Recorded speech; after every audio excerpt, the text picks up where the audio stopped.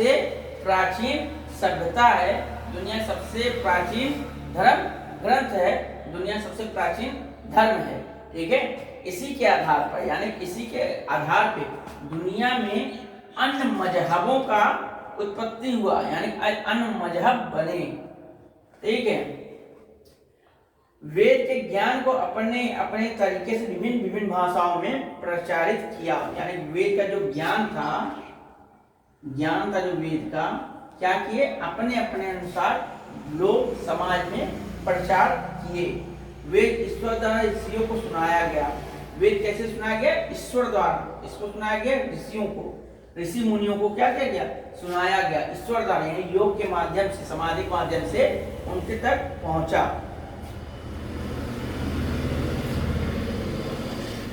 वेद ईश्वर द्वारा सुनाया गया, ज्ञान पर आधारित है, इसीलिए इसे श्रुति भी कहा जाता है। यानी सुनने में क्या बोला जाता है? वेद को क्या बोला जाता है? श्रुति भी कहा जाता है। मैं बैठ कर आप लोगों को समझा दूं। ठीक है, तो इसको क्या कहते हैं? श्रुति भी कहते हैं, क्योंकि इसको ये बताया गया, सुनाया गया। सामान्य भाषा में वेद का अर्थ होता है ज्ञान, यानी सामान्य भाषा का देखेंगे तो अगर नॉर्मल शब्द का कोर्स देखा जाए तो वेद को क्या बोलते हैं? ज्ञान। ठीक है, वेद पुरातन ज्ञान विज्ञान का अथाह भंडार है। किसका भंडार है? वेद ज्ञान और विज्ञान। ज्ञान और विज्ञान क्या है? अथाह भंडार है। संपूर्ण विश्व में जितने भी ज्ञान और विज्ञान है सब वेद से ही निकले हैं। ठीक है, ये बहुत बड़ी महानता है कि हम लोग इस चीज को फॉलो करते हैं। हमारा धन्य है जीवन कि हम सनातन धर्म में पैदा हुए, हम लोग को वेद पढ़ने का मौका मिला, हमें भगवत गीता पढ़ने का मौका मिला, हमें रामायण, प्रत्येक इंसान को भगवत गीता, रामायण, महाभारत, खंड का कर्मकांड जरूर पढ़ना चाहिए, क्योंकि यही संपूर्ण जितने भी आविष्कार हो रहे हैं होंगे सब इसके अंदर निहित है। बस ध्यान देने वाली बात है कि हमको कैसे पढ़ना है, ये टॉपिक होता है। क्योंकि समय सबके पास क्या है? कम है। क्योंकि प्रत्येक इंसान क्या करता है? अपने आप को कमाने यानी कि अर्थ के मुंह में डाल दिया। अर्थ क्या है? धन। धन के लिए पूरा जीवन उन्होंने त्याग दिया है। और धन कमाने दो तरह के लोग कमा रहे हैं, एक बुरे कर्म करके, एक अच्छे कर्म करके। लेकिन जो धन के पीछे भागता है उसको क्या होता है? उसको कुछ नहीं मिलता, क्योंकि धन ना ले जा सकते हैं ना ही रख सकते हैं। धन एक माया है, ना हम किसी को इसको ले जा सकते हैं और ना इसको रख सकते हैं। लेकिन ज्ञान आपके अच्छे कर्मों को युगों युगों तक आपको बताता रहेगा। आपके कर्म ही पूजे जाते हैं, धन नहीं पूजा जाता, कर्म ही पूजे जाते हैं। आप कर्म अगर अच्छे हैं तो आपकी महानता में, बुरे कर्म है आपकी नीचता में डाल दिया जाता है। आपके धन कभी नहीं पूजे जाएंगे, जब भी पूजेगा फिर कर्म पूजे जाएंगे। कितने महान आपके विचार हैं, कितनी महान आपकी सोच है, वो चीज पूजी जाती है। तो क्या है ये वेद? क्या है? ज्ञान और विज्ञान का भंडार है। ठीक है, इसमें मानव की हर समस्या का क्या है? समाधान। इसके अंदर ही मानव के हर समस्या का समाधान है। इसे भगवत गीता बोला जाता है। गीता अगर प्रत्येक बच्चे को यानी प्रत्येक छात्र और छात्राओं को पढ़ना चाहिए। गीता क्या है?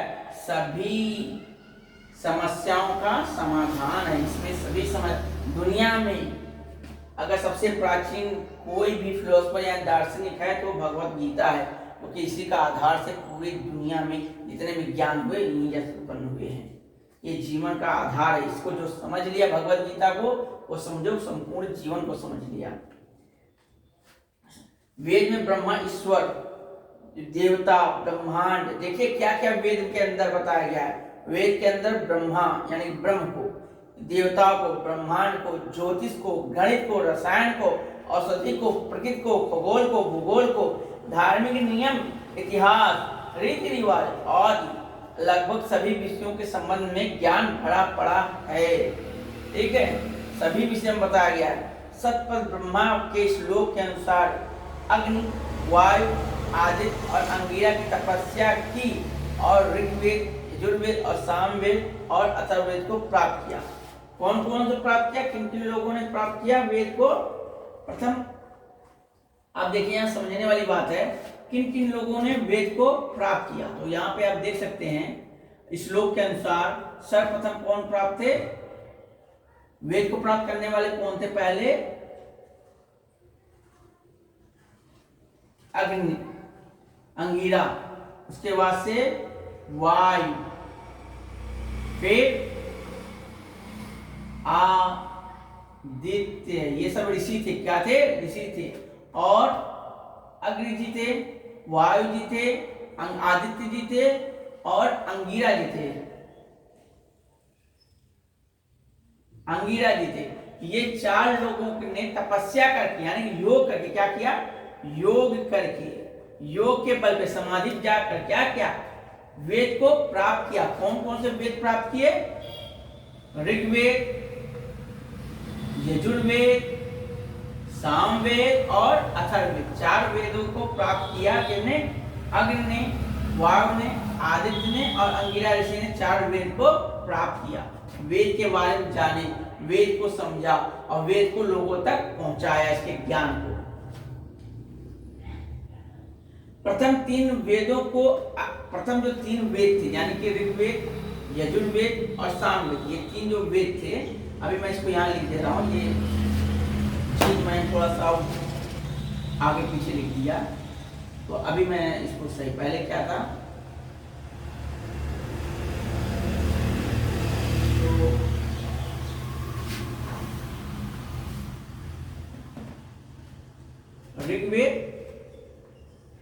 ऋग्वेद, उसके पहला ऋग्वेद है, दूसरा आपका यजुर्वेद है, तीसरा आपका सामवेद है, चौथा आपका अथर्ववेद है।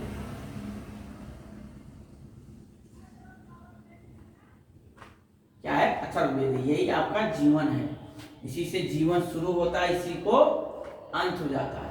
तो आप लोग समझिए कि प्रथम 3 वेदों को, जो 3 वेद थे, ऋग्वेद, यजुर्वेद और सामवेद, कौन कौन से वेद थे? ऋग्वेद, यजुर्वेद और सामवेद को प्राप्त किया। 3 वेदों को, यानी कि अग्नि ने, पहला वेद अग्नि ने, फिर वायु ने और फिर आदित्य, आदित्य को सूर्य बोल दिया जाता है, से जोड़ा जाता है। इससे जोड़ा जाता है 3 वेद से, ऋग्वेद, यजुर्वेद, सामवेद को अग्नि से, वायु से, आदित्य को जोड़ा जाता है। ठीक है, समझ में आ रहा बात? और संभवतः अथर्ववेद को अंगिरा से उत्पन्न माना जाता है। अंगिरा जो ऋषि थे, इनको क्या माना जाता है? अथर्ववेद की उत्पत्ति। अथर्ववेद का किसने लिखा था? अंगिरा ने लिखा था। अंगिरा के ने इसको उत्पत्ति का कारण माना जाता है, अंगिरा ऋषि ने। एक ग्रंथ के अनुसार ब्रह्मा जी के 4 मुखों से वेद की उत्पत्ति हुई। कहा जाता है, एक ग्रंथ है जिसे ब्रह्म पुराण पढ़ेंगे, उसमें बताया जाता है 4 वेदों की उत्पत्ति ब्रह्मा जी के 4 मुख से हुआ था। वेद सबसे प्राचीन पुस्तक है, इसीलिए व्यक्ति व स्थान के नाम वेदों से रखा जाना स्वाभाविक है। अगर किसी व्यक्ति या स्थान का नाम अगर वेदों पे रखा जा रहा है तो रखना चाहिए, स्वाभाविक है। लोगों को पता होगा इनका नाम क्या है और इनका वेद से क्या है। ठीक है, नाम स्थान अगर वेद के नाम पर रखना चाहे तो रख सकते हैं, इससे लोगों के अंदर ज्ञान बढ़ेगा, उत्तेजना बढ़ेगा। जैसे आज भी रामायण, महाभारत इत्यादि आए शब्दों से मनुष्य और स्थान आदि के नामकरण किया जाता है। जैसे रामायण, महाभारत देखिए, इसमें जितने भी नाम आते हैं आज के समय में मनुष्यों के नाम रखे, जैसे रामबली, राम सहानी, राम प्रकाश, रामराज, राजा राम, प्रमोद। तो ये लोग क्या है? कृष्ण देव, बलराज, रामकृष्ण, परमहंस। तो आज भी क्या करते हैं? ऋषि मुनियों के नाम पर या फिर रामायण, महाभारत के नाम पर आज के समय मनुष्यों को नाम रखा जाता है, स्थान का भी नाम रख दिया जाता है। वेद मानव सभ्यता के लगभग सबसे पुराना लिखा दस्तावेज है। वेद में कितने हजार पांडुलिपियां हैं? वेद में 28, कितने हैं? वेद में 28,000 पांडुलिपियां भारत के पुणे में, कहाँ पे? भारत के पुणे में भंडारकर ऑडिटोरियम रिसर्च इंस्टीट्यूट में रखी गई है। कहाँ रखी गई है? पुणे में आज भी रखा गया 28,000। ठीक है, इनका संग्रह करके भारत में पुणे के भंडारकर ओरिएंटल रिसर्च इंस्टीट्यूट में रखी गई। जिसमें से ऋग्वेद की